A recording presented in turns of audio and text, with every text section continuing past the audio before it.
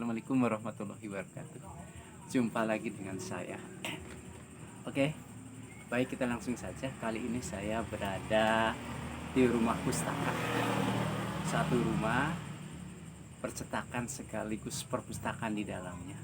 Rumah ini milik Budayan Besar Indramayu Bapak Saptaguna. Oke, apa saja kegiatan saya di sini selama ini? Tentu saja kegiatan saya di sini adalah yang pertama berkunjung ke perpustakaan beliau. Di perpustakaan beliau saya menemukan suatu buku yang menarik tentunya bagi saya karena bisa menambahkan semangat nasionalismenya saya. Oke, kita lanjut saja. Saya tertarik pada suatu buku yang berjudul Rangin Laskar 1818. Kita lihat karya siapa Rangin? Siapa yang tahu? Ayo. Oke, kita lihat bukunya. Kita perlihatkan, saya perlihatkan ini bukunya. Oke, tuh lihat bukunya. Ya, betul. Bukunya adalah karya Bapak Kusyoto, seorang pengarang dari Indramayu, pengarang yang selalu mengarang buku tentunya, yang selalu karya-karyanya berlatar belakang sejarah. Kita lanjut dari covernya saja dulu, kita bahas Rangin. Oke, sebuah novel epik karya Kusyoto. Apa isinya buku Rangin ini? Lantas siapa yang dijadikan judul ini? Judulnya Rangin ini ternyata setelah saya baca, Rangin adalah salah satu tokoh pahlawan nasional, penggerak, pelopor, penyemangat mengusir penjajah yang berada di wilayah Cirebon, khususnya Cirebon, Majalengka, Indramayu. Perlawanannya itu bukan saja di wilayah 3 Cirebon ini 3, tapi juga merembet ke Sumedang sampai ke Subang hingga Kerawang. Maka tak heran banyak atau ada beberapa tempat roh batuk yang memiliki makam beliau di berbagai tempat. Ada di wilayah Majalengka juga ada, Indramayu juga ada, Subang juga ada, dan Kerawang juga ada. Kita lanjut saja.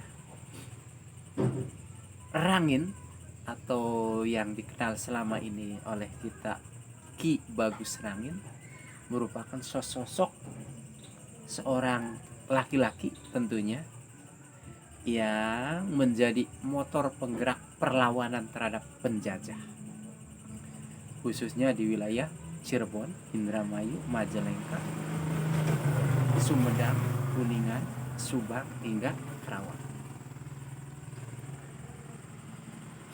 Adapun bentuk perlawanannya adalah yang diceritakan di novel ini. Novel adalah perlawanan yang cukup lama, melebihi dari perlawanan atau perang Pangeran Diponegoro di Jawa.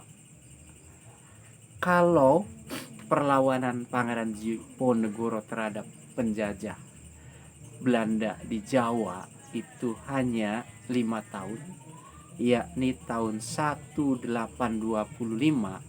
sampai 1830. Tapi perlawanan Ki Bagus Rangin ini sungguh luar biasa, ya, lebih dari 5 tahun. Coba kita bayangkan saja, yakni dari tahun 1802 sampai 1819. Ini loh yang diceritakan di sini. Bagaimana kisah di dalam novel ini? Novel ini diawali dengan kisar Cirebon Pegon. Nah, kisar Cirebon Pegon berlanjut dengan latar belakang izin operasional dari POC yang dicabut oleh pemerintah Belanda, yakni pada tanggal 31 Desember 1877. Pengarangnya ini Bapak Musyoto, berkisahnya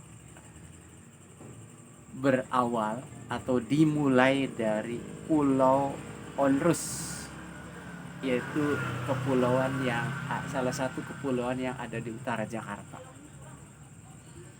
dan bergulir di sekitar Batavia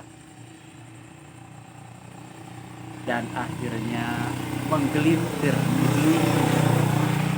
sampai Cirebon, berkisar tahun 1705. Waktu itu Belanda menguasai daerah Cirebon, wilayah 3 Cirebon. Mengapa Belanda sampai menguasai wilayah Cirebon? Karena ini adalah imbalan dari Pakubuwono I atas bantuan Belanda dalam merebut tahta.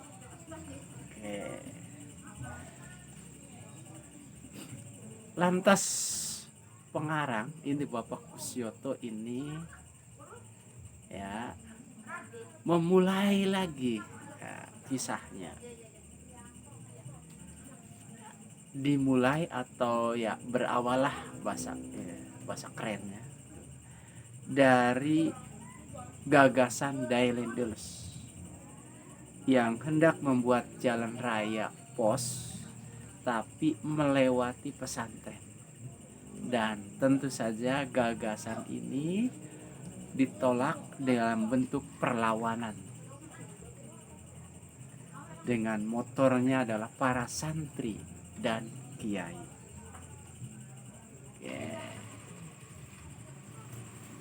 Kisahnya sungguh menarik, epik,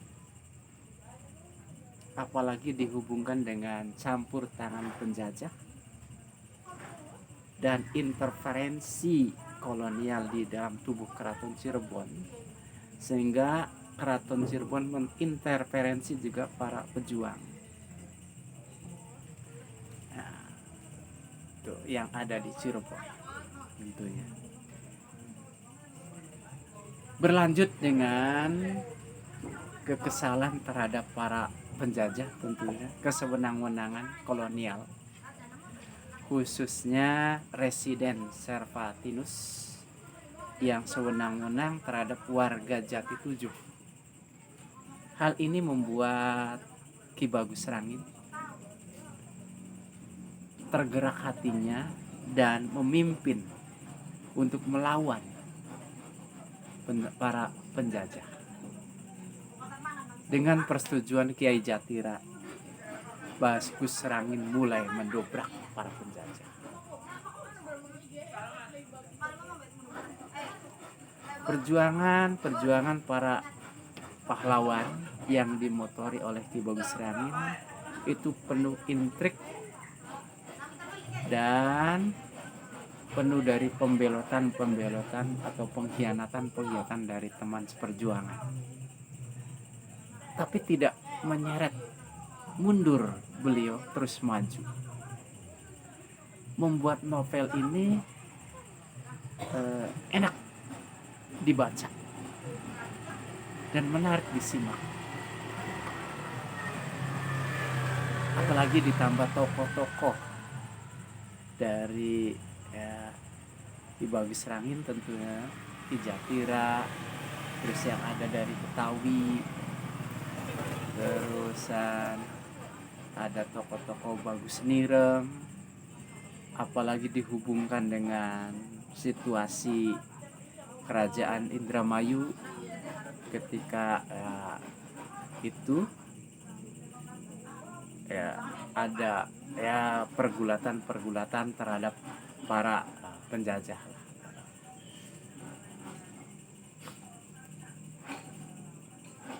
Nah, pokoknya enak untuk dibaca. Namun yang jadi catatan saya setelah membaca ini,